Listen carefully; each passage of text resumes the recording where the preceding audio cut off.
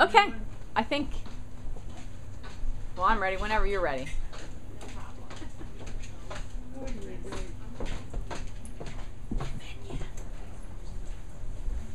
Well, this is a nice little group.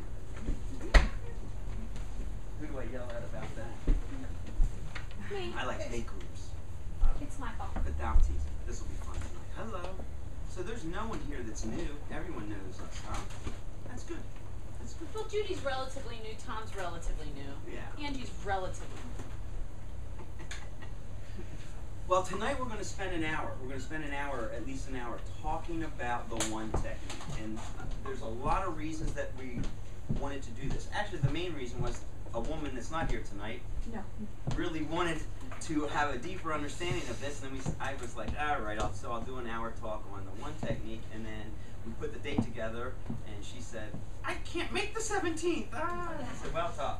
I'm doing this once and only once. Good luck. Typically we do basics, or Kelly will do a basics, and kind of talk about all the different therapies that we do at the office, and you know, how we do that and why we do that and all the different aspects, and how we try and take that rain barrel and lessen all the stress in the body, whether it's chemical, metals, emotions, you know, foods, whatever it may be, scars on the body, all of that. But we never really have honed in on one specific category to really talk about, and so many different folks at many different times have come up to us and said, I'd like more information on the one technique. And the reason we haven't done it is because I like to keep it a mystery. I'm teasing it. No, in all honesty, the reason we haven't done it is because, for the most part, I always thought that people understood what we were doing when we did that technique. And fortunately, Kelly has come to me and said, yo, nobody understands what this is used for, what it can be used for, what it shouldn't be used for, what it does, what it doesn't do. And at one point I said, okay, we're going to do this talk on the one technique. What do they need to hear? And she said, they need to hear what it does do and what it doesn't do, so that there's no confusion about the power of this thing. And it is, I believe, one of the most powerful techniques that we use in the office here. The caveat to that is that on some level, you need to be psychologically balanced. Some balance. Give me some psychological balance, and this technique is powerful. But if you or someone you know is having true mental illness, true psychiatric problems, don't send them to me. Linda laughs. I'll leave now. And the reason I say that is because this is not a substitute for talk it out therapy. This is not a substitute for psychotherapy. This is not a substitute for a good friend's shoulder to cry on. This does not handle mental illness. This doesn't handle schizophrenia. This doesn't handle, what's the other one? Bipolar. Yeah, well, bipolar for me is a chemical problem. But schizophrenia, yeah, psychopathic behaviors, any of that. That's not what this is about. This handles what we call neuro-emotional cathexis. A neuro-emotional cathexis is the concept. Hold on, before I get there. This group and us tonight need to have a meeting place of some assumptions. Ooh, I don't like that word. Some understandings, some ground rules to how the body functions. Because if we start to go down this road and I start throwing things at you, it can get confusing. So here are some ground rules that we're going to basically agree upon the fact that this is real, and if we look at the body this way, then I can explain this technique in a deeper way, okay? So here's some ground rules. Number one, cells have memory. We are infused with a couple of different ways to remember things.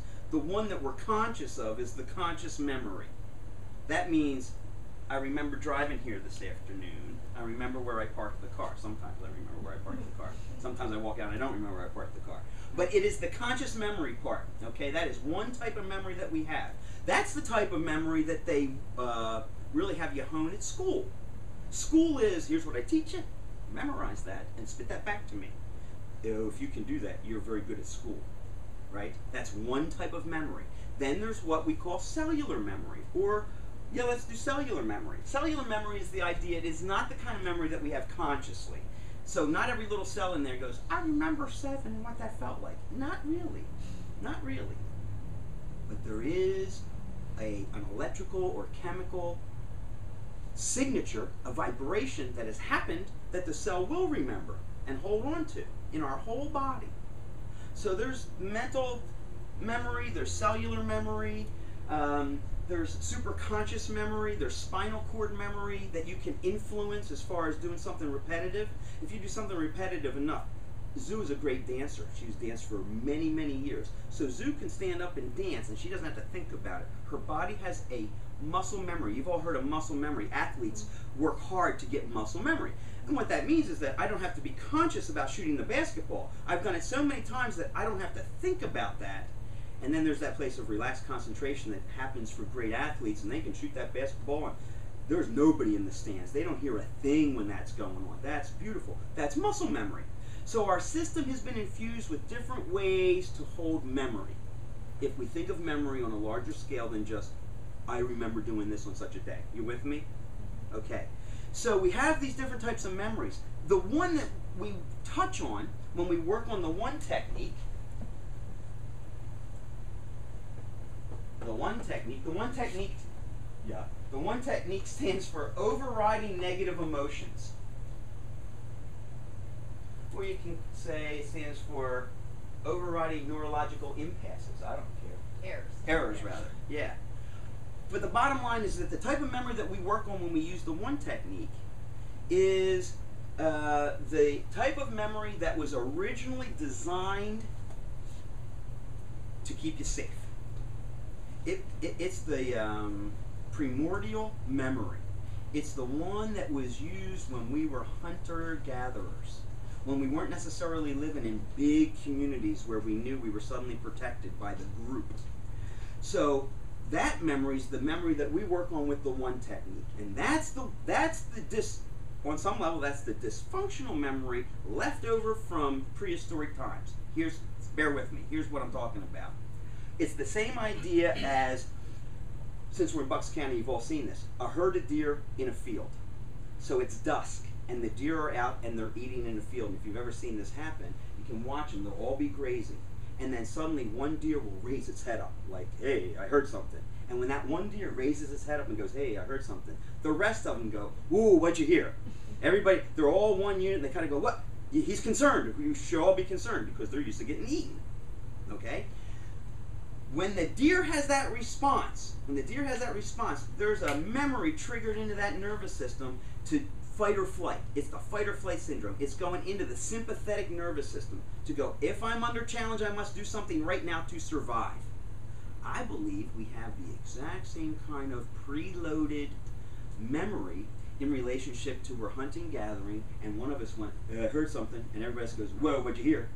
And it's a general alarm to all the nervous systems, okay? Now, if I go, whoa, I just heard something, and he goes, ooh, what'd you hear? And then I get eaten, he gets a real big memory. He gets a real big neuro-emotional program, a shock that goes into the system. Because what we have found with this work, as we've done it over the years, is that typically the things that we find are the things that the body remembers in that way, in the sympathetic memory way, are the things that are charged with high emotion or that are seen as traumatic or dramatic for the body. So the nervous system starts to make a decision. Should I remember this in that way, or do I not need to remember this? So if life isn't so challenging for Zoo and she goes through life and everything's fine, then her nervous system can kind of feel her experience and go, well, I don't need to remember this. But if she's on her way somewhere and she gets into a little fender bender, somebody T-bones her a little bit, the nervous system is impacted with a traumatic experience that causes an emotional response, and now, here's typically what happens. She has that experience. She gets over that experience. But every time now that she sits at an intersection, she feels a little something. Now she can control that and go, it's okay, I had an accident a month ago and I know I'm a little, I happened to me, had a T-bone accident. For months, I come up to a stop at an intersection, I felt a little nervousness. That's the type of memory we're talking about. We're talking about the body's response to something with high emotion, trauma, or drama that the nervous system remembers. Now, what's interesting about this is that that memory doesn't necessarily have to link with the conscious memory.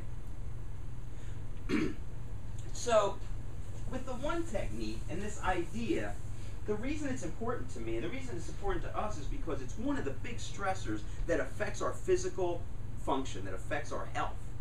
Right? And there's lots of documentation, guys, on this. I know you've heard it from me before. Dr. Carolyn Leaf is a great resource for this. She wrote the book called Who Switched Off My Brain. She really goes into some nice detail, and it's kind of a fun book. It's a fun book to read through because it's not real heavy. She makes it kind of really interesting. But she absolutely talks about the idea that 80 to 90% of everything that happens to us physically first starts off in how you think and what that little constant voice is saying all the time.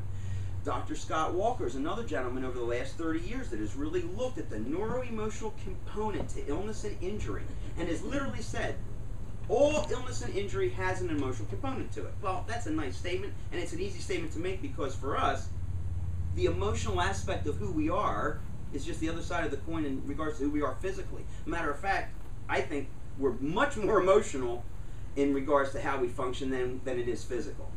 We had a lady this morning come in and tell us a little story about someone that had a very bad brain cancer, and they were told that you are going to pass from this. There is nothing we can do about this. So he decided to just give it up, and he went away and he traveled all over the place. I mean, he traveled all over the world. And she said, you know, there were weeks where he would sit in front of a lake for 4 days, and that's all he did. So he eventually came back to the area and got in touch with his doctors and everything, and they wanted to see him, and he said, I feel bad. I don't feel like I can come in and actually handle the chemo that you want to give me. I don't feel well. So some time went by, he went back in and they scanned him. They said, well, we want to at least do a scan. Look, if we're not going to hit you with the meds, let's scan you. They scanned his whole body and could not find the tumor in his brain. Couldn't find it. The interesting thing about that is that what did he do? He changed his complete environment, he changed the way he thought, he made a decision, and then the cancer disappeared. I think you can do that with cancer because I think cancer is a deeply emotional disease. It's a very deeply emotional disease. And I'm not saying you can't do that with other things, because personally I think your brain and your emotional body has the power to change everything. But I don't want to get lost. So the point is this. The point is this. We have different kinds of memories that the body goes through. The memory that we're talking about is this high trauma, drama, emotional stress. The conscious mind doesn't always remember this. Now what's interesting is that the nervous system makes connections between different experiences that it thinks it should link together. It most of the time does not seem logical at all. But remember, we're not talking about logic when we talk about your nervous system or these other types of memories. The only one that's quote-unquote a little logical is that conscious mind, which for us is about 10% of how you function, right? You've all seen this drawing before. It's my happy guy. It's my happy emotional guy. But the point is that 10% is the conscious mind. That is what we think, okay? That's the thinker. 90% of how we act and react on a moment-to-moment basis is the feeler. It's how we feel about things. And not our conscious mind feeling stuff, I mean our body feeling things. And so if we look at that and go, 10% is really the witness. That's just our consciousness to say, this is where you're at and this is what you're doing. And, you know, you wore a red shirt today and you parked your car in the third spot. That's all that's really good for. The body, actually, the body memory, the cellular memory, is much more powerful. The issue is that it's often not conscious. And so what the body wants to do is it wants to protect us. It's always doing the right thing. And so if there's a trauma, let's pretend there's a trauma at 7 years old. And that trauma is so dramatic because the teacher really embarrassed in front of the class. The body says, I will remember that forever. And anytime I'm in a situation where I got to stand up, I know exactly how I should feel. Anxiety. Okay, it just picks, let's pick an emotion, and that's going to say, anytime I feel this way, it's going to travel through my system, through a neuropeptide, and it's going to reach my brain and give me a psychological effect. Because emotions are not in your brain. They're in the organs of your body, housing what's called a neuropeptide, information chain. So as I experience things, my body's releasing these things all the time, going, this is how you should feel about that. That's how you should feel about this. Ooh, is that dramatic or not dramatic for you? Okay, because Tom, right? Ooh, yes. The noodle is working. So Tom and I have the exact same experience, but his nervous system locks in it the event as if it was the most traumatic thing that ever happened to him, and my system goes, I don't remember that, huh? Something just happened?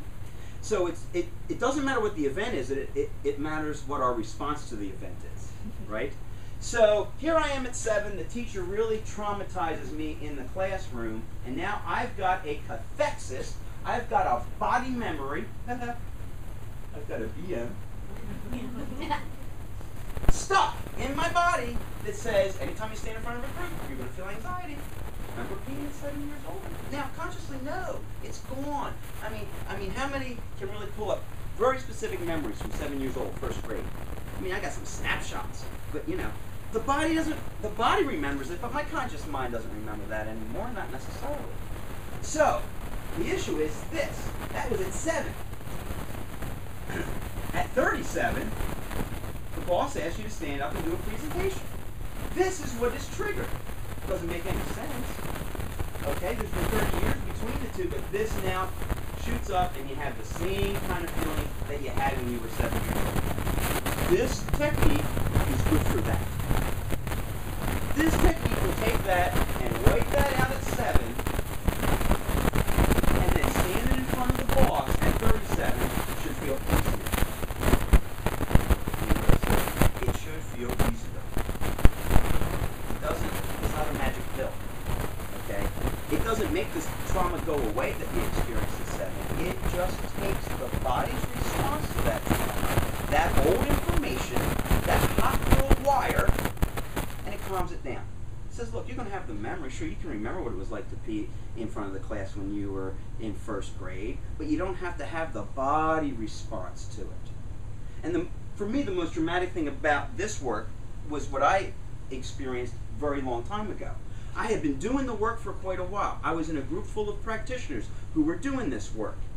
And the woman who was running the seminar came across the room and interrupted myself and another practitioner, and she said to this person, hey, would you mind if I worked with him for a second?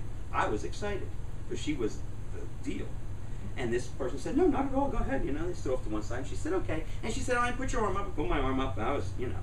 And all she said to me was, say, I'm okay with my father. And when I said it, I started crying. And my arm went. Now here's the thing. This was 1986. This was 1986. My father died in 1991. I mean, 1991 he died. This was 1996. So it was 5 years later. I said the words, I'm okay with my father, and the tears ran. 5 years later. She pumped my arm for a half hour, doing nothing but your father's dead, your father dying, your father, finding every organ that had an issue with it. And she cleared it out for me. The interesting thing about this is that prior to that, when my father died, my son was 7 years old. I'm not kidding you. I could not sit down and talk to my boy about my father without crying. I mean, you know, really getting upset. So it bummed me out in one respect because I thought, well, I can't tell him a story about his grandfather because I can't keep it together long enough, you know. And so that really bothered me. When this woman did that for me, and I went through the rest of the weekend, didn't think about it, to tell you the truth, after that, I found that upon coming home and spending time with my son, I found that I could start to talk about his grandfather and then no tears came. Now, it doesn't mean I don't miss my dad. It doesn't mean that I feel like, oh, you know, you're a little young and don't want to say it. I can have all those thoughts, but I'm not kidding you. The tears don't run anymore. I don't get that emotional upset. So now I can tell him stories about my father and my son. He gets to know him through that, and it's not a strain on my system. This work, the one technique is very good for that. Okay? Phobias, same type of thing. So he's got a spider phobia, a bridge phobia, those types of things that seem to stop us from doing stuff. This works very good for that. So there's a separation, there's a difference between how this makes our lives easier so that we can make decisions to change, okay? It's that type of thing. It's going to take some barriers away and some old, unproductive programs in your system that are no longer supportive, and just eliminate those so that you have a little more free will, There's a little more free will. Go ahead. I think Warren's story is like, it's just quantitatively, you know. Okay. It really explains, you know, because that's about getting something in your life you don't Right, have, right. and his action was the same year in, year out. Right. He Okay. had the same opportunity. Let me explain this. This is good. That's a good one. Let's do this. These are deeper concepts in regards to this work. Oh, let's give you a better circle. It's not like you. Because I'm sure every woman in here knows exactly who Warren Sapp is, because they're all football. Yeah, right. Go ahead. You got a question? If you got a question, Oh, that's true. Yeah, they know. That's okay. You sure? Well, Tell like me. if you, I haven't seen my father in a real long time. I saw him in the hospital and found out he had Yeah. 6 months to live. Okay. For the last week, I was really, it's all that was on my mind. That's appropriate, don't you think? Yeah, Sure. But I couldn't understand What? why, after not seeing him for a very long time, You would have. that I would not be able to not have it on my mind. So that's kind of like what you're talking about. You're good. It's that memory of your cells that are recalling the. And as soon as you see him, poof, all comes back. Yeah. As though you were never gone for however many years. Listen, Yeah. when it comes to this, there is no time and there is no distance. Yeah. Your body does not have a concept of how far away you are from someone or how long you've not, and it doesn't really have a concept of these things. Because, you know, in a deeper way in regards to this work, we're all connected. So that's your father, regardless of whether you've seen him for years or not for years or whatever, you're still going to have an emotional response to it. And your nervous system doesn't make a distinction between time or distance. So whether it's, your body doesn't know whether it happened yesterday or whether it happened 5 years ago, it's all the same program, it's all the same response. But if you change your thought, like I like the idea of you changing your thought. I had to change my thought. Well, sure, but remember, it's 10%. I had to organize it. Yeah, and you can, and I think that's powerful, but remember, it's only 10%. You got 90% working in the other direction for you on some level. That is still stored in. Body memory stuff, sure, sure. This circle represents all of us in this way. The circumference of my circle will determine what I have in my life. So, we'll get there, So, But what's the circle? Your the life. circle, Your the life. circle, the circle is, I'll tell you what the circle is. The circle is, here we go. It's my, I can't spell this word. Hold on. People? I got you. I get you. Oh, perception. It's my perceptions of reality. That's what the circle is. So, if I believe that, and I'm going to just throw this at you, if I believe that making $100,000 a year is outside of my reality, I'm going to work my hiney off and not get that. Now, you can overcome it. You can overcome it with work. You can overcome this with work, but you're going to work really hard to eventually get there. Here's the difference. If I take my perception of reality and I continue to expand it to include neurologically, physiologically, body-wise, that the possibility of making $100,000 a year is congruent with my nervous system, I'll still got to work hard, but that is now possible. That is now easier to happen than if it was outside my perception of reality. Okay, and this can be demonstrated in a muscle test. This is something that happened to me. It wasn't 10,000. It wasn't 100,000. That was 10,000. I'll tell you this story, and I'll tell you Warren's story. This was $10,000. Okay, you ready? I'm doing this work for a long time. My wife and I at the time have been doing the work for quite a while. We start saving money up in a savings account, our mad money, okay? And we're saving and we're saving. And what we found is that anytime, and our goal was $10,000. We wanted to have $10,000 in a savings account so we could relax. Relax in regards to anything happens, we got $10,000, okay? What we found is that we'd get $6,000, we'd get $7,000, then the car would break down. I'd get $7,000 or $8,000 together, and then the plumbing would go. I mean, we watched this. We watched it happen. Kel watched it happen. And it was ridiculous. We could never get to that $10,000 point. So we decided. No, I had Is that something me? fly in my face. No, sorry. And so we finally decided that we were going to what's called poise each other, to poise each other on it, which is nothing more than ask the body on a muscle test, hey, I'm okay having $10,000 in the savings account. And what we found is that neither one of us were congruent with that. And so, whether it was her or I, or the both of us, as the money started to accumulate, something outside of us would happen, and then we would get that money. So we worked on each other. And I'm not kidding you, within 30 days we had $10,000 in the savings account, didn't do a thing different, nothing different, it's just nothing broke down. Honest to God. So what happened, what we actually did is we took our perception of reality, which said, and this is very important, here's what we kept saying.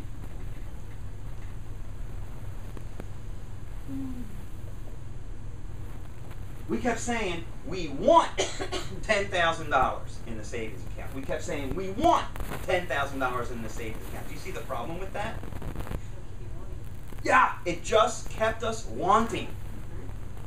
It just kept us wanting because your nervous system will give you whatever you want. If you're wanting, then it will give you the wanting, not the 10 grand. So what we needed to do was take our nervous system and take it from a place of, we want 10,000, to actually having the nervous system, my perception of reality, already believing that we had the 10,000. Yeah, as soon as we believed we already had it, then it showed up. Okay, so this is just, now look, I don't want you all coming in next week going, make me $10,000. I'm thinking lottery. Because it doesn't work that way. I want you to realize that what the one technique does is it frees you up a little bit to have a little more free will. The goal of doing this technique is neutrality. It's neutrality. So when my wife and I worked on each other around the $10,000, here's what it sounded like. I'm okay having $10,000 in the bank account, weak. I'm okay without having $10,000 in the bank account, weak. What we wanted was, I'm okay having $10,000 in the bank account. Oh, that's neurologically strong. I'm okay without having $10,000 in the bank account. Oh, that's neurologically strong too. A place of neutral, that is where the reality will expand. If you're not neutral, it won't expand. We don't get a place of true neutral in the nervous system, then it won't expand. But the minute you're neutral, has this ever happened to you? Well, I don't know, maybe. Has this ever happened to anybody that you know where somebody goes, I want a boyfriend so bad. I want a boyfriend oh so bad. Oh God, if I get a boyfriend, my whole life will be great. Okay? That boyfriend never shows up. But the minute that woman goes, that's it, I'm done with men, I don't want any, he pops up. And now he's a pain in your hiney because you're going, no, I don't want this. I don't actually want you now. Okay? It's the same thing. It's the exact same thing. It's a very difficult thing for most of us to wrap our brains around how your nervous system and how that neurology actually works to manifest reality in your life. Okay? So if you're stuck in the wanting, you've got to let go and act as if you already have that, because you'll just get nothing but the wanting. Okay? As far as your mindset. Warren Sapp is a pretty famous football player. He played for the Tampa Bay Buccaneers. In 2001? No, before 2000. Had to be 2000 then. It was the year. It was the year. Yeah, you're right. So or 2000. 99 or 2000. I think it was 2000. Yeah. I was in Florida, and through a couple of strange meetings with different people, I met Warren Sapp. And I had started to work. He literally said to me, "What do you?" We were having lunch, and he was eating 4 hamburgers. I'm not kidding you. He was eating 4 giant hamburgers. He literally sat down and said, I just want to let you know I eat every 4 hours. Yeah, he said, I want to let you know I eat every 4 hours. I said, okay. He said, so I'm going to have lunch right now. He sat down and he ordered 4 gigantic hamburgers and a big basket of fries and started pounding it. So he is stuffing his face and he says to me, what do you do? And I said, well. Made him feel comfortable. I told him a little bit about what I do, and I said it's all based on muscle response testing. Are you familiar with that? He said no. I explained it to him briefly, and he laughed. And he said, I'll tell you right now, you ain't pushing my arm down. And he is a big dude. He is a big boy. Oh, I said, put your arm up. I love this. And I gave him a little test, and I stretched my hand over his ear, and his arm just dropped, and his eyes got real big. So how did you do that? Do that again. So I showed him again. And I said, I want you to understand how your nervous system works, blah, blah, blah. And then I said to him, and I was actually working on his physical health. He had some minor injuries and health stuff, and he wanted me to handle his kids and his home. So we turned his whole home over into an environmentally friendly place, and water filtration in his house, and all of that. And then I sat with Warren and I said, is there anything I can actually do for you? Is there something that, he was making some cash too. Is there anything you haven't achieved that you really want to achieve? Okay, and he flat out said to me, I want to win a Super Bowl. I've been playing a long time, and what I don't have is a Super Bowl ring. I want to win a Super Bowl. And he said to me, last year I had 13 and a half sacks. A sack is when the guy gets to the quarterback and drops him down before he throws the ball. He said, I had 13 and a half sacks last year. I was the second leading sacker in the NFL. The guy with the buck teeth in New York was number one. I can't think of his name. Strahan. Thank you. Yeah. So I said, okay, let's do this. So I said to him, all I want you to do is say, I'm okay with 13 and a half sacks a year. I poised him on that and he was strong. I said, okay, say, I'm okay with 14. He went weak. 15. He went weak. I said, Warren, what's your goal? What is your goal sack-wise? He said, if I get 17, they will limo me from my home to the practice. That's, yeah. He was 27 years old when we were doing this. So I said, okay, and we started to do this one technique. And it went back to when he was 7 years old and his twin brother. And I don't remember the rest of the story, but something with his twin brother at 7 years old. And at this point, Warren's like, that's crazy. I said, I understand. Let's do this. So I tap. I do the whole thing. And then I said, is there anything else? He said, well, I know what's stopping me from winning the Super Bowl. I said, okay, what? He said, my team can never beat the Minnesota Vikings. We just don't beat the Vikings, and the Vikings tear us out of the playoffs, and that's that. I said, okay. I worked on, I'm okay beating the Minnesota Vikings. I'm okay playing the Minnesota Vikings. And then I grabbed a buddy of his, Derek Brooks, and I did the exact same thing to him. Derek was a very powerful guy on the team as well. Also went weak on, I'm okay playing the Minnesota Vikings. Okay. So I do this work. Like I said, with Warren, went back to 7 years old with his twin brother. That was in August. That year, they won the Super Bowl. Absolutely won the Super Bowl, and he literally said to me, I did nothing different other than what you did. And here's the crazy thing. I didn't know this, but football players at the end of every year get a report card. And it shows all their, they literally get a report card. And it shows all their stats, what they did that year. 17 and a half sacks. 17 and a half sacks. Yeah. Now, here's the thing. It sounds, oh gosh, that's a miracle. It's yeah, it's up there. It's up there. Now, here's the thing. It sounds like, oh, that's a miracle. Here's what Warren did. I tweaked one little thing for him. I'm going to give you something tonight that you can't get away from. This is absolutely the way your system works, no matter what you've ever done in your whole life, and no matter what you do from this night on, you can't get away from this formula. But if you understand this formula, it'll help you understand the one technique and how to utilize it. Okay? This is how your body works.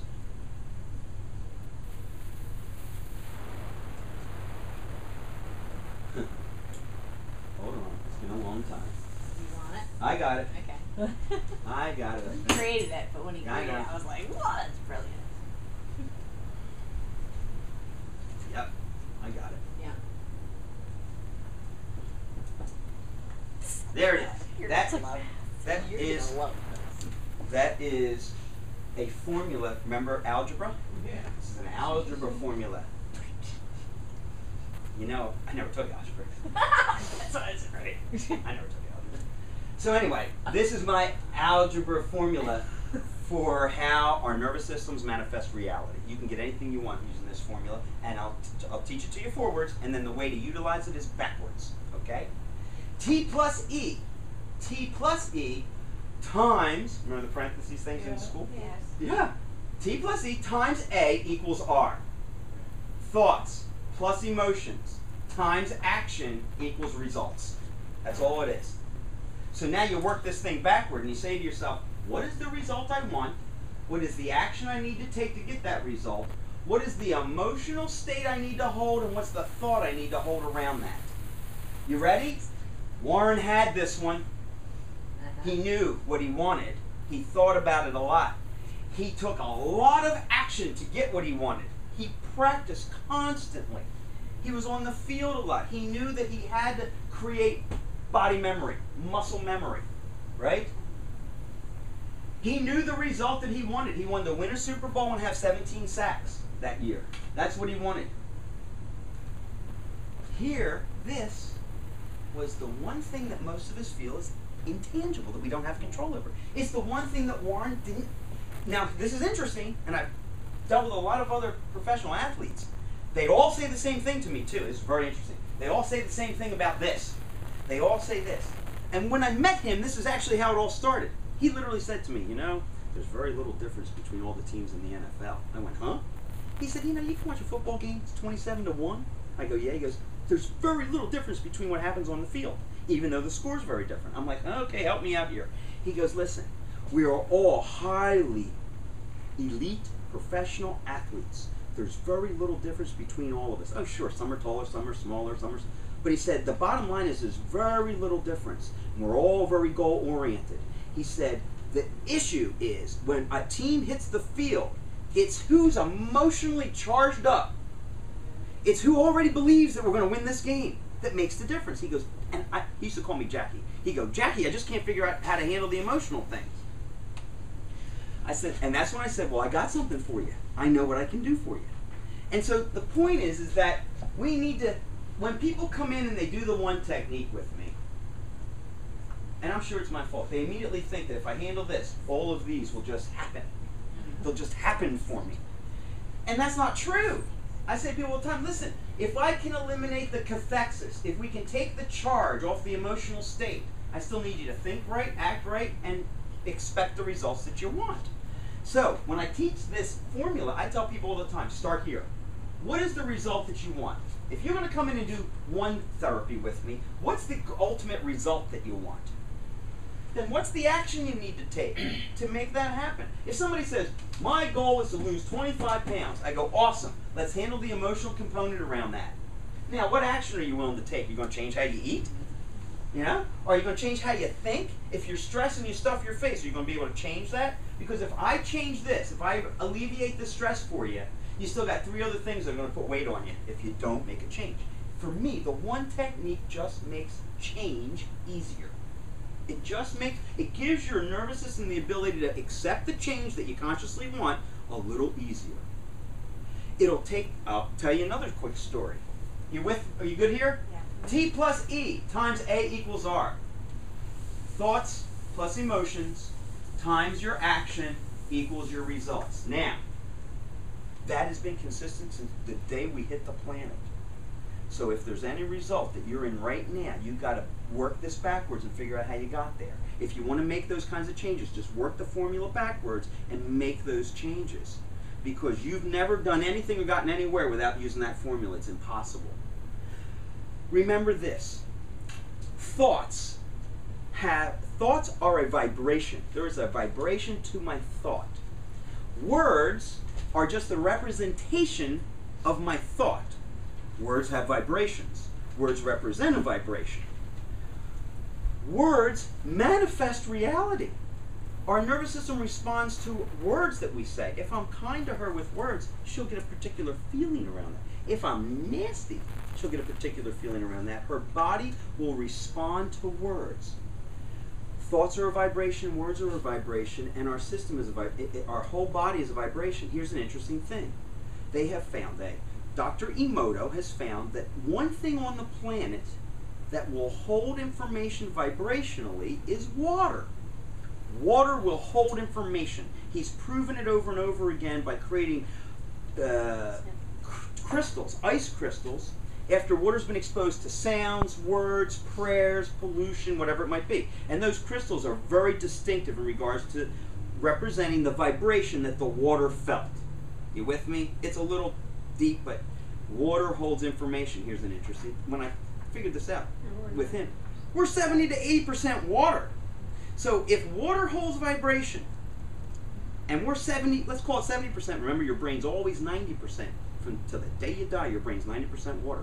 So words are coming at you, information vibrationally is coming at you, and your nervous system is able to hold this information in the water.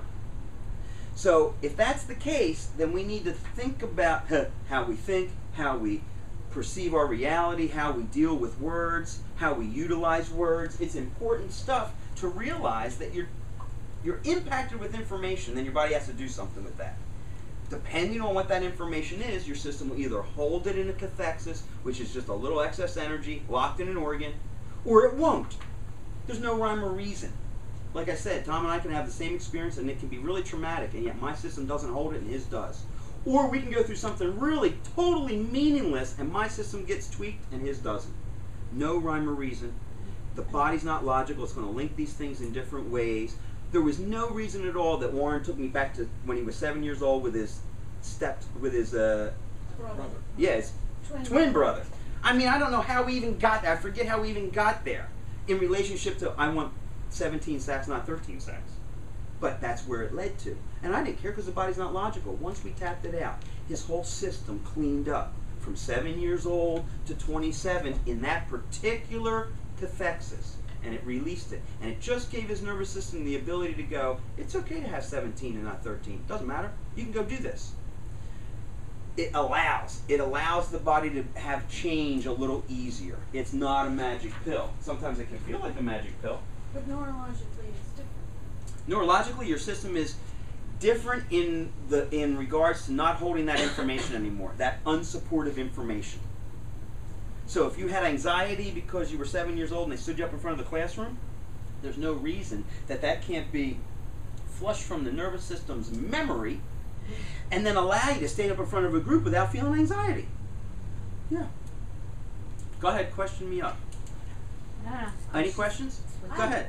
Wait, go ahead. You want to Hit just something. talk a second about congruency and non-congruency Okay. versus reality and Okay. or truth and Yes, so it's not a yes or no, it's not a good or bad when we do a muscle test, okay? What we're really looking for, especially in regards to the one technique, is what we call congruency or non-congruency. If I'm congruent with the idea of making $100,000 a year, my nervous system accepts that, sees that as a possible reality, and so it allows me to work towards that with just a little less stress around it, okay? That's being congruent with it. If I'm incongruent with that, it's just literally the nervous system going, I just can't see that. I don't feel that that's ever possible. There's a non-congruency in the system. And so what we're looking to do is take that non-congruency to congruent. It's making the nervous system flow with energy instead of shut down with a lack of energy. Anytime we do a muscle test, it's nothing more than does energy flow through the system, or is there something that shuts it down? What's interesting about the one technique is that concepts, thoughts can shut it down. And that's the beautiful thing. And I know, I think I've played with all of you around this. It's weird to be able to go, I'm okay with Lauren.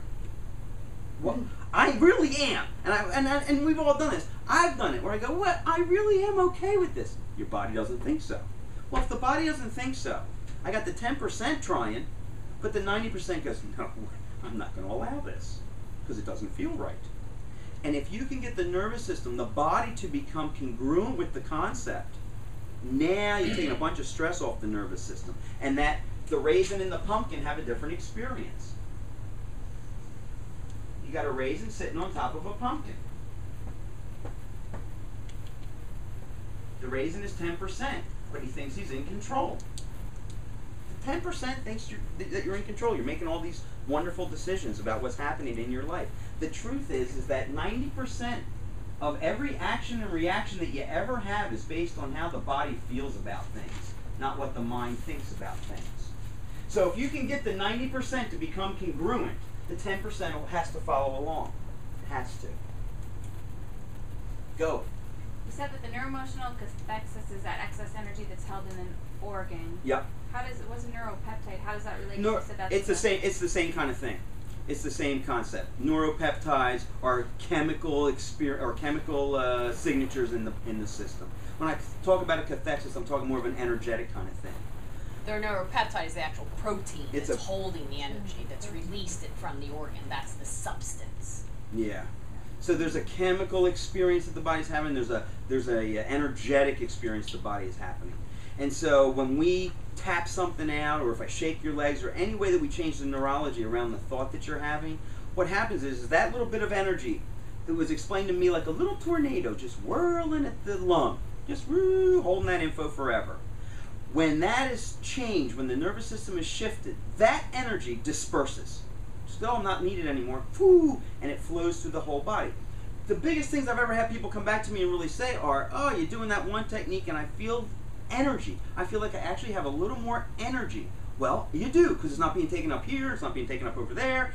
Every time we have that cathexis, the nervous system is going, well, you got to remember this. Well, it takes some energy to remember something. So we're going to take a little energy from your nervous system and pinpoint it to this memory. Now, just remember that forever. Okay? So when we do the flush, that energy is released back into the whole system. So maybe I'm jumping ahead, but when you're No. tapping it out, is that related very specifically to that organ that Yes. you identify? Yes. So the tap is Is correlated related that to the organ. Mm-hmm. And then my next question is, Good. each organ, are there particular emotions that are assigned just to that organ and Yes. not to other organs? Yes. Mm-hmm. Yep. Each organ has specific sets of emotions that have been assigned to it, basically. And can you explain that? Or Explain talk about what? that? How do you know, how are you putting those together? I didn't. Or how is somebody... 5,000 how years ago, the Chinese did it. Chinese medicine did it. This is all acupuncture-based theory. It's understanding that the meridians, the liver meridian is responsible for anger, frustration, resentment, gall, all of those types of things.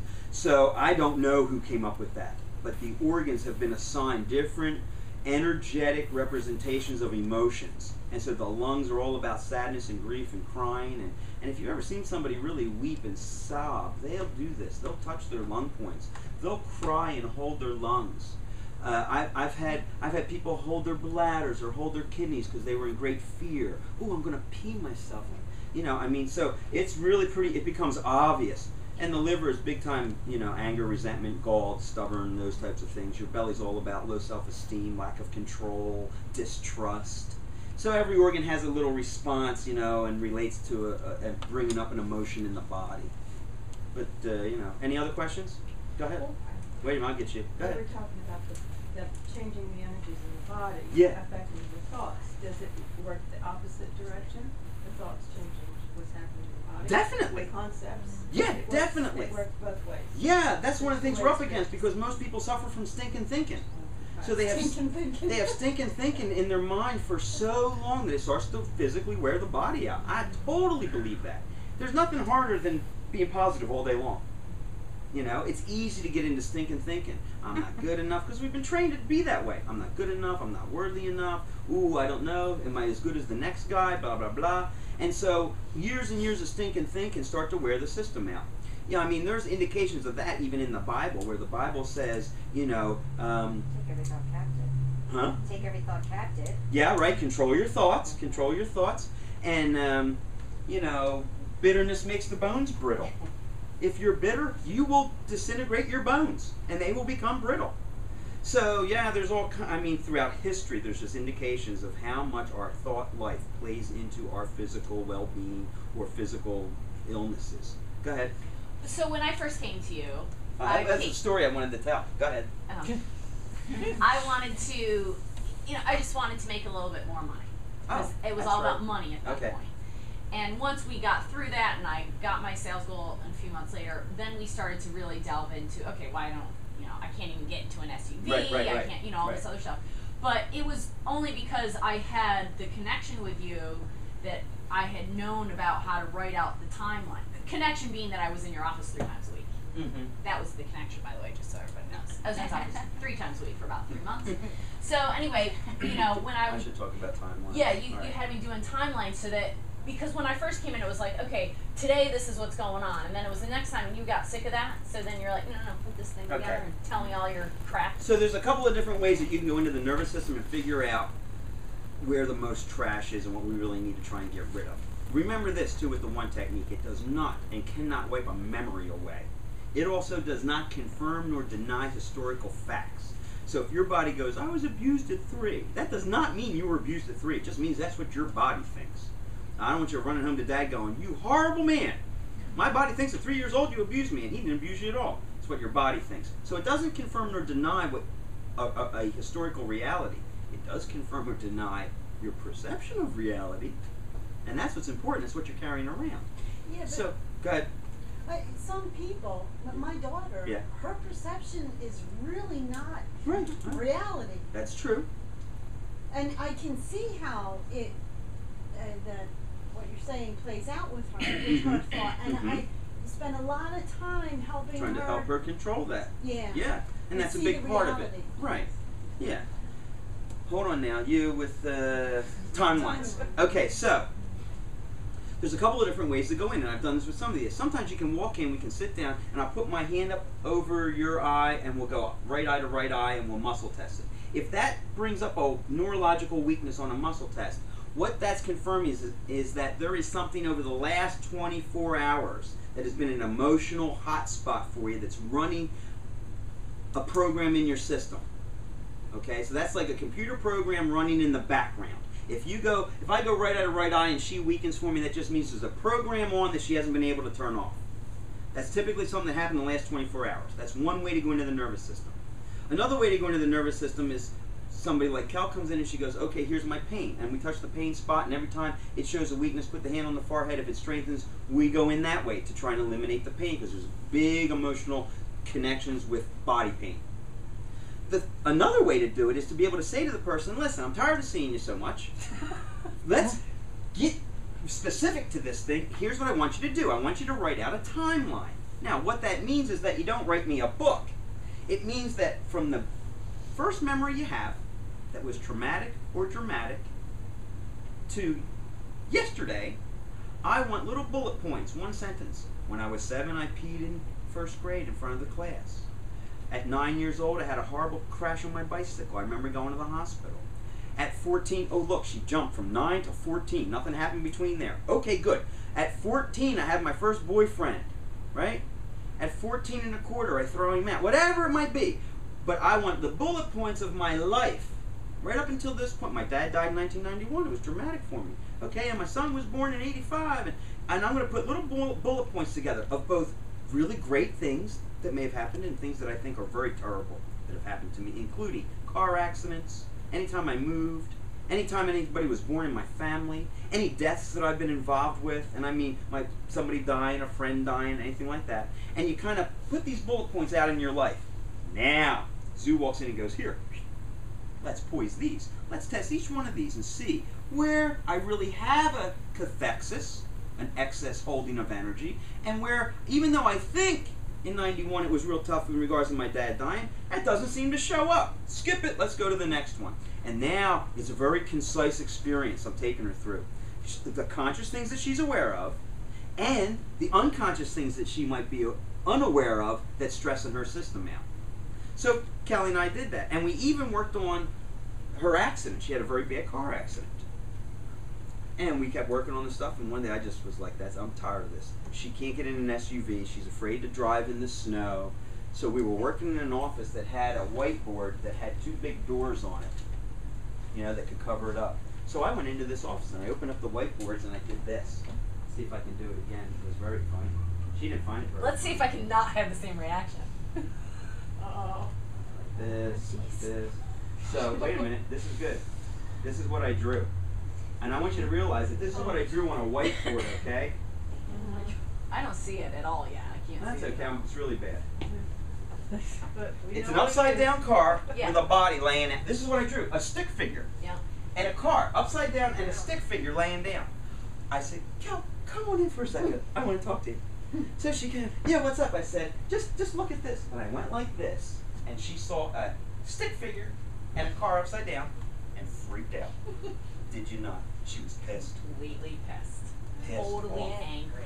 Very, Just like, man, I was like, really? I was ready to run out of the room. I was screaming, Really? "You're no doctor!" Yeah, I she was goes, bad. you're no doctor. I said, you're right, I'm not. How do you feel about looking at this? But here's the thing. Here's the crazy thing. See, what's wonderful about this and this story with her is that it brings home to us the understanding of how our body responds. This wasn't even a photograph of her car.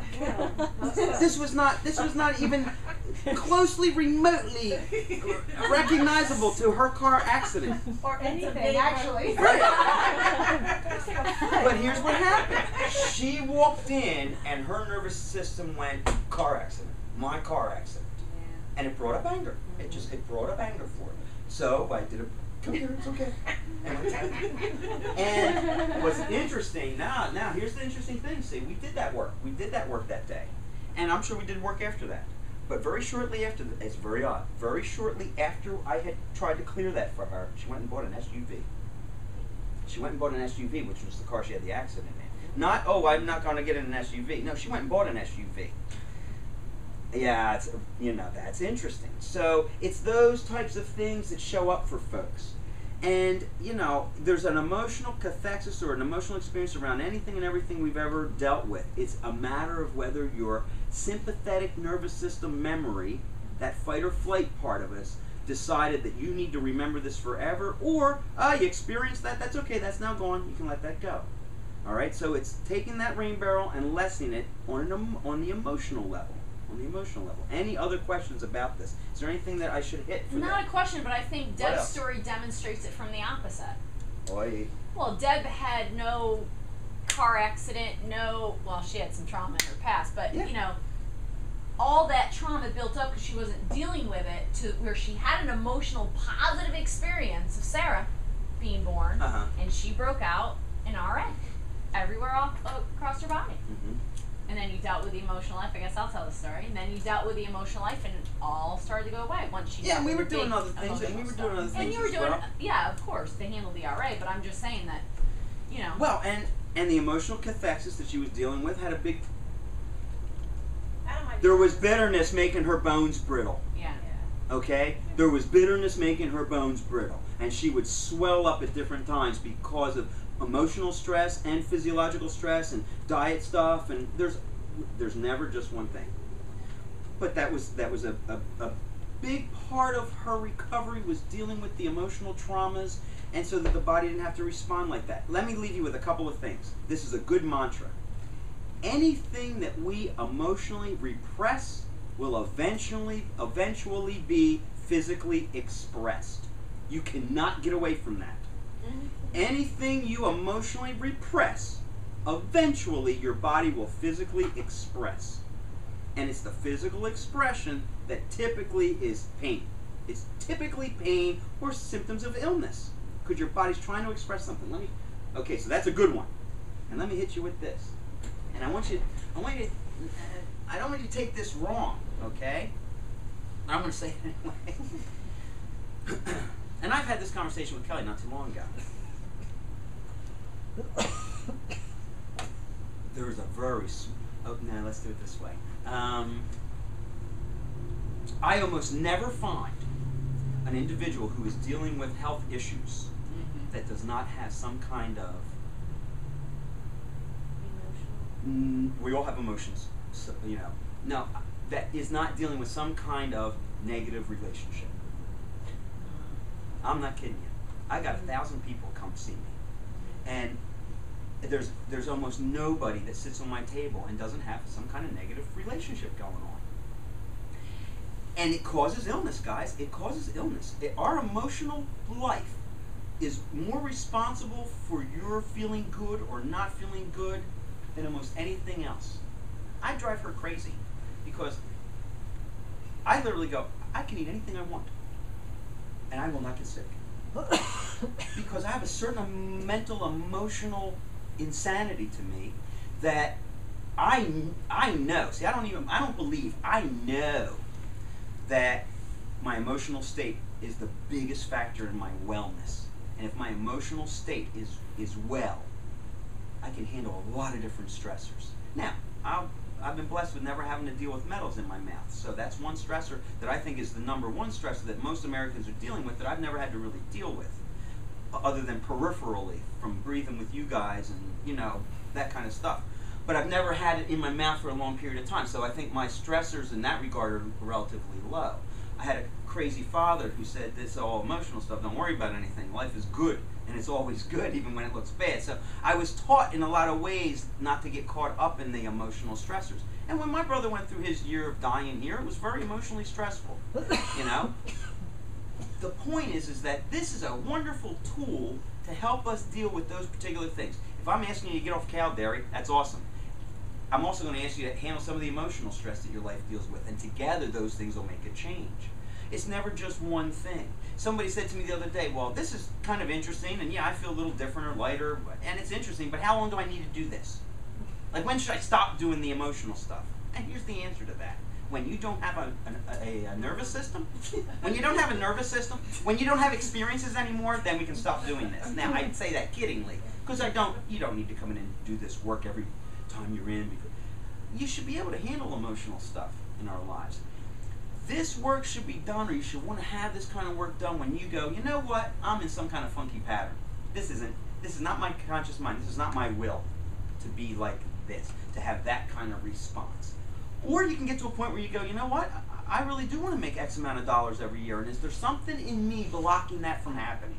This is just a wonderful tool to take little blockages away from your system to allow life to be a little easier and for you to run that formula just a little easier, so you don't have to work so hard to get what you want. If the body's congruent with it, and it already believes it can have that, oh, it's going to be much easier to manifest than if it's in that place of going, it's outside my reality. It's totally outside my reality to live like that. Well, as long as it is, then you're never going to get that. You have to expand that ball to include that which you want. So if you're blocked and you need to find your passion, you have been depressed, you have had anxiety and all these other filters, and you got sick and all that. Yes. So this is what you would use to... I would use all of biological therapy. So I would go, anxiety is often caused by heavy metals. So let's detox that person for heavy metal load. Let's look at their dietary issues, and if we have nutritional deficiencies, that's going to can cause depression. If I'm low on selenium, I can be depressed, and that's a mineral that the body needs. So I would look at a lot of different things and include the neuro-emotional component to that.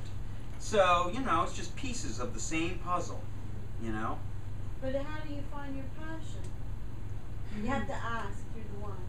No, I would run that formula, and I would sit with myself and go, where is my passion? What really does excite me? What do I want to do more than anything else in life? Nothing. She goes, nothing. Nothing. What do you do for fun? Well, that I didn't do either. I really didn't. Well, then we need to find out what you find is fun and get you to do some of that stuff.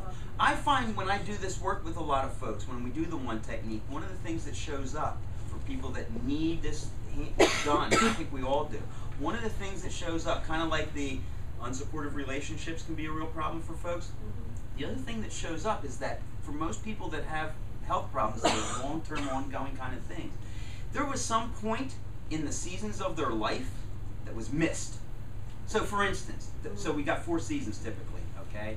You got spring, summer, late summer, fall, winter, 5, call it 5, okay?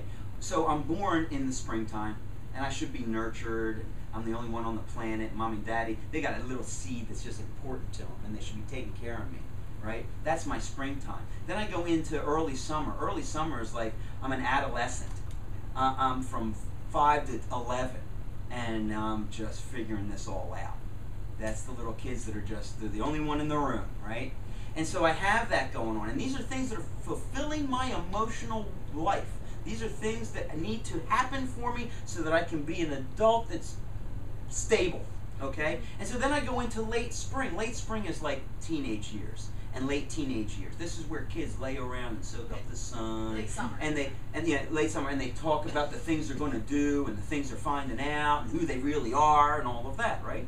And then you go into fall. Fall is the idea of I'm now mature. I'm doing what my passion is, right? I'm gathering up good information. I'm becoming whole, okay? And then I go into winter. Winter is I'm in my mid-50s, my 60s, my 70s. Winter time is I have figured some of this out. Let me grab a younger one and give it to them. So now I want to mentor. I want to give back. I want to show what I've done, right? This is beautiful seasons of our lives. And when you're in the winter time and you're in that, I've got a good friend that's getting into his winter time. He's excited about being a mentor for us. And you'll get to the point where we're in our 80s and 90s and go, I'm done. I'm done. I've passed it all on. I figured it all out. I'm out of here. And for that person, hopefully, that's a happy time. That should be a happy time. Death should be that place of going, I'm going to the next room. I'm going to step out of this and I'm going into the next room. I find that a lot of our clients have had an experience somewhere in their seasons where they were denied that. They lost springtime. They had to go from the adolescent to immediately being an adult. Now that springtime is lost, but I go through the rest of my life. And now at 50, I go, I just don't feel right. I got IBS. I get headaches. Whatever the manifestation is, it doesn't really matter. But can we find that place where, oh, look, you missed some of this? I've literally said to people, here's what I want you to do for me. I want you to go out once a month or once every other month. And I want you to take one day where you act like a 7-year-old. Huh? I want you to finger paint. I want you to go to Chuck E. Cheese, but don't eat the food. I want you, I want you to take a day where that 7-year-old is filled up. It's hard for people to do. It's actually hard for people to do. Most of us, a lot of us, had that tweakiness happen right around the teenage years. Okay? My parents divorced. My mother disappeared when I was 14. I'm not kidding you. That day, I became mom.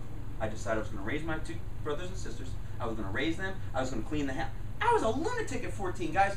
I was bad. I was doing bad things. You know, I mean, it was 1975. I was bad. When my mother left, I immediately went, okay, I'll put all that away. And I am going to raise these kids. Now, a 14-year-old can't do that. Not can't really do that. So I kept being bad, but I acted like a mom. Okay? But the point is that he missed that time. He missed that late summer. Now, I filled it in. I worked at filling it in. But the point is that happens to people. Those types of things happen. And then they always feel like I'm missing something. Then eventually the body goes, well, now I'm going to break you down until you figure this out. I really feel like the body just goes, oh, I'm going to make you sick till you figure this out. You know? So the one technique can help us be conscious of those things. It can help us release that kind of little stress and tension, whether we're conscious of it or not. Okay? Bullet points can help, but oftentimes those bullet points, you go, oh, you're strong on that. You're strong. Really? Yeah. But the things that you go, oh, I'm sure I'm fine on that. Whoa, really? That was impactful to me. I don't think it was. Doesn't matter what the conscious mind thinks. What's the body's reality around this? And if we can eliminate that stress, then if you eliminate that stress, something has to fill that place. And what fills that place is the neutrality. What we want to fill that space is neutral. Because if I'm neutral, now I have free will. Because most of us are leaves blowing in the wind. Somebody says, oh, this is good for you, they take it. Somebody says, oh, that's terrible for you, they stop taking it. Okay? Most of us are blowing in the wind because most of the time we're reacting to something and not just acting. Very few of us have the ability to go, oh, wait a minute, I want to take a moment and think about whether or not I actually want to do that, agree with that, not agree with that, whatever it is. Most of the time we just react. We're just reacting through our days. And that's, you're out of control. Some people come in and go, I feel like I have no control in my life. Well, let's do some one stuff. Okay? So, any other questions? Is there anything I confused you on? Why to use it, when to use it, what it's not good for? It's not good for mental illness. I don't have a lot of mentally ill. Go ahead. Well, I know I've abused it in the past. So, things like, okay, I need to make a decision about which job should I take, or which apartment should I live in, or what car should I buy, or, Here's what I do around that. For me, that's less of a neuro-emotional tap it out kind of thing than it is if you're a good muscle tester. I have no problem with those questions. That's why when I taught muscle testing, I always use the third O ring. This is the emotional finger. Remember when we do allergy elimination? Structural, chemical, emotional. So if I have a question like, what car should I buy? I will hold this O-ring and test because I'm actually asking 80 to 90% of my emotional body, well, what do you think, man? Is that good? Do you like that color green? Okay. That's all it means, though. So you can use muscle testing in that way. But yeah, you don't want it to be a crutch and, well, the boss isn't going to give me a raise. I really want a raise. Well, go ask him for a raise. You know what I mean? It is about releasing cathexis that the body is held because it thinks it needs that information long-term to protect itself. It's a fight-or-flight syndrome. We're just clearing out old fight-or-flight syndromes. That's the easiest way to look at this. Anytime you had the fight-or-flight syndrome, it could be a locked-in memory. Doesn't mean every time, but there are probably fight-or-flight syndromes that have been locked in the nervous system that are going to be there in the hard drive. This is just a way to go into the hard drive and erase that program so you no longer have to react in that way. What happens if your organs are taken out? The meridian is still there. Your body does not know that your gallbladder is gone. That meridian is really what we're working. Oh, okay. So even though the organ's not there, the meridian is still there. I got a lot of people that come in and go, my gallbladder's out, but I still have horrible gallbladder symptoms. Really? Oh, I get terrible headaches right here. Well, I took my gallbladder out, but I got horrible headaches right here. Well, this is your gallbladder meridian. I always say to them, I took a good organ and they messed up your meridian. So now I got to work on the meridian and get the body to believe that the organ's back in there and everybody's happy. Now, can that work with hormones? Can it work with hormones? Yeah, No. Emotion, I mean, your hormones. Hormones so much definitely have a lot to do emotion. with your emotions. Yeah, see, that's more the Yeah. chemical peptide kind of thing. So I would look at things like hormeal or ovarian, something to help with the hormonal aspects, or throw you to Dr. Denise and go, hey, if this is a hormonal problem, how will we handle that? So, you know, there's definitely lines. Would I still do one technique with you? Absolutely. But it's not something that's necessarily going to change your hormone level in your blood, necessarily. Although it can. that's right. That's right. Dr. Denise goes, but it can. That's like doing this with people, smiling and shaking their hands, going, "It's good to see you." Raises your cortisol, or your serotonin level. Yeah. Makes you happier. Or cortisol, depending who it is. Cortisol, yeah. So I mean, here's the thing. The hardest thing for us to remember. This is the hardest thing for us to remember is that we are not static beings. That we are constantly in change. These cells aren't the same cells I had 5 years ago. I'm not the same person I was 5 years ago. So there is that. For most of us, we think this is who I am, and this is. It's not true. We're constantly changing all of the time, and so those neuropeptides and all that stuff is in flux all the time. I mean, I've gone through some real traumatic things in my life, and I've been poised on some of them. That doesn't seem to bother me. Other things that I didn't think were so traumatic made me weak. You know. Yeah. So there's no rhyme or reason to it. I'm thinking about how often I come to your office and I just want it to be the most effective time. Yeah. And my question is really, how do I make that time the most effective? And I'm thinking good. about your algebraic equation, and sometimes Yeah. I don't know the A and I don't know the R, and there's so many things going on, whether it's long-term memories or just present stuff. How do I prioritize, and how do I make That's it most good. efficient? That's good. That is good. Yes, I think that is definitely one of your issues. It's good, and that's for a lot of folks because we're linear thinkers. They go, I want to do this. I want to get the most important thing first. That's understandable. You want to know my honest answer around that in regards to how do I do that? Well, yeah. This is just my answer, and I don't have an issue with He's preparing you for I don't have an issue. No, you're good. You're good. You've done this with me. I have no issue with you bringing timelines in. I think timelines are good. I think it's good that you focus in on certain things and go, hey man, this is what I wrote down this week, things I want to touch on. And I'm fine doing that with you. But you're asking me what I think is the very best way to go about this, you're going to not like it. Personally, I think you just let the body come up with whatever it's going to come up with. But sometimes you ask me, what do you want to work on today? Yep. And I'm like, Absolutely. I don't know, pick something for me. Absolutely. Huh? Yeah. Well, that's the thing. See, I personally believe to peel the onion in a way that is presented to me. So, you know, here's the easiest way. I'll get ready to muscle test her, and I go like this. And if you show me weakness, I'm running down that road. I want the hot thing. Now, let's say this doesn't happen. She's strong. Oh, today, nothing apparently seems to be running. What do you want to work on? Not what you wrote down. What do you want to work on right now as you sat on my table? She might go, well, the traffic was horrible today. Well, let's look at that. You know, I want whatever the body's going to present without the 10% filter. Very hard for people to do. See, that 10% actually is in our way all the time. That thing is a problem all the time. And so it's the 10% filter that we all get stuck in.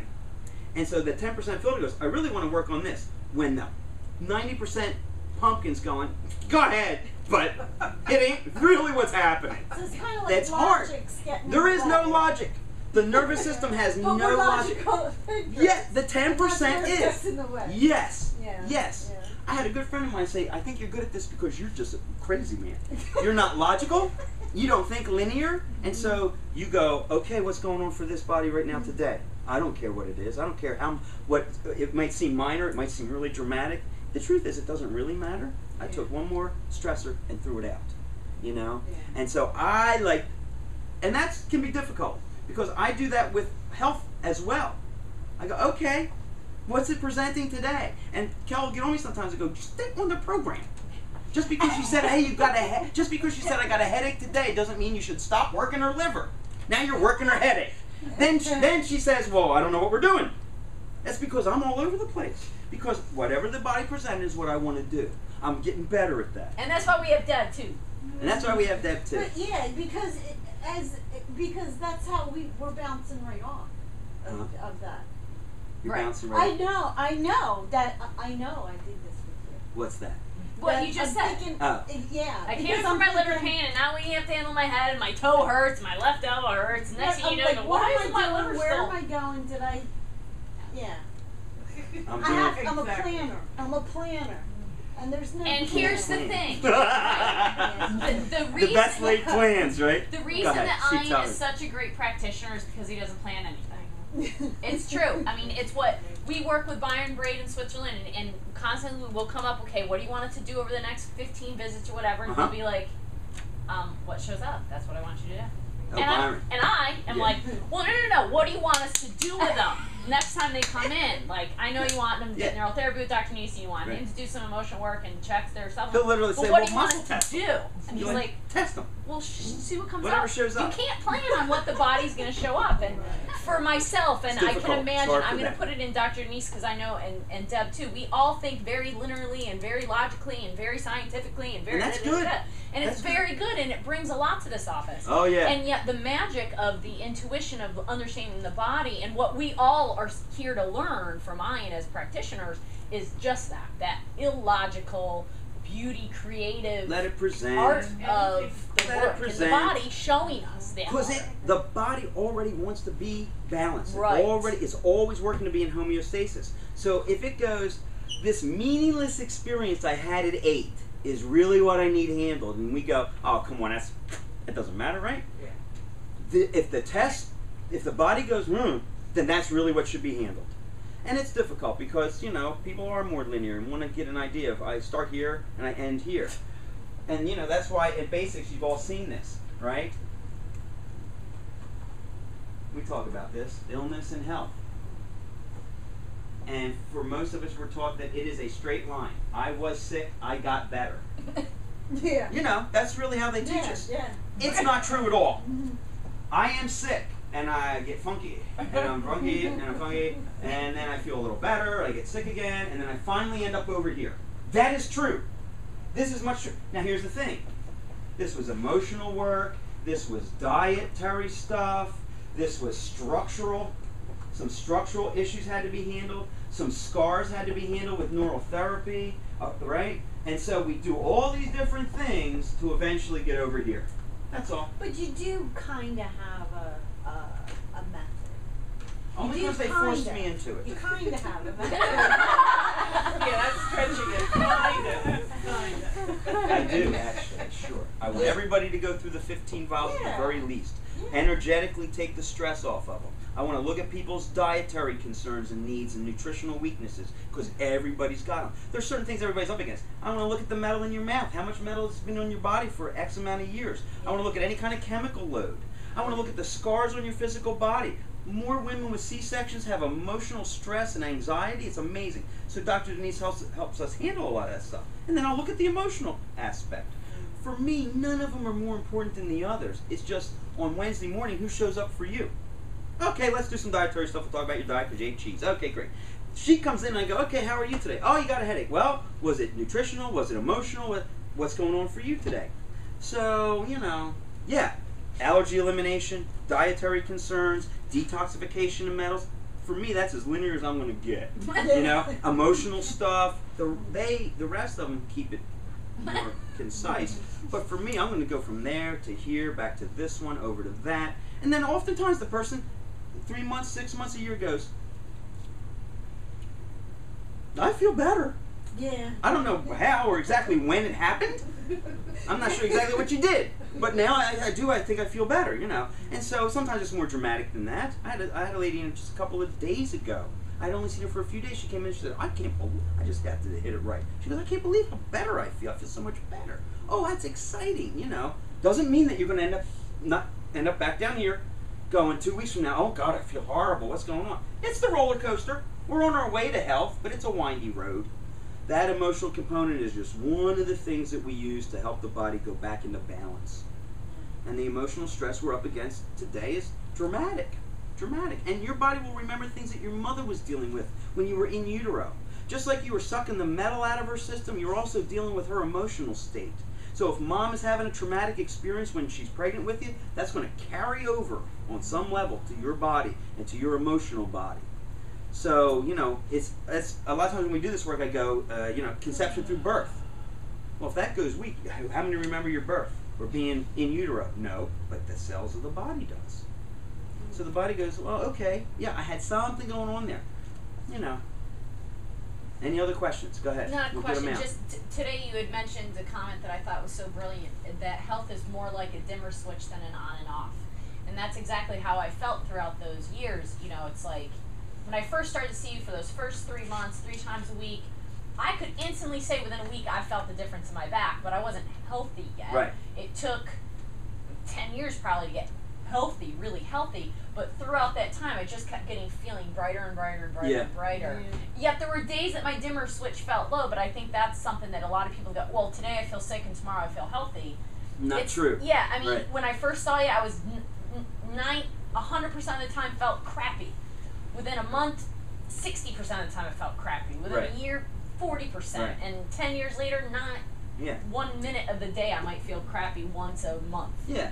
So, you know, but Yeah, it's, I think that's true. I think it's much more of a on, not an on and off switch as much as it is that dimmer switch is slowly coming back on, you know.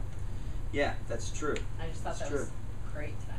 Because that's what we all expect, though. We expect, come on, now I've given you my symptoms, give me what I need and I will feel better right away. Not, typically not. Unless we're going to mask those symptoms. Then I'll make you feel better right away, but you will get ill because of it. You will ultimately, I'm pushing it off. I'm pushing it way off so I don't need to deal with that by the time you're really, really sick and we can blame it on something else. Honest to goodness, I think that's how they think. You know?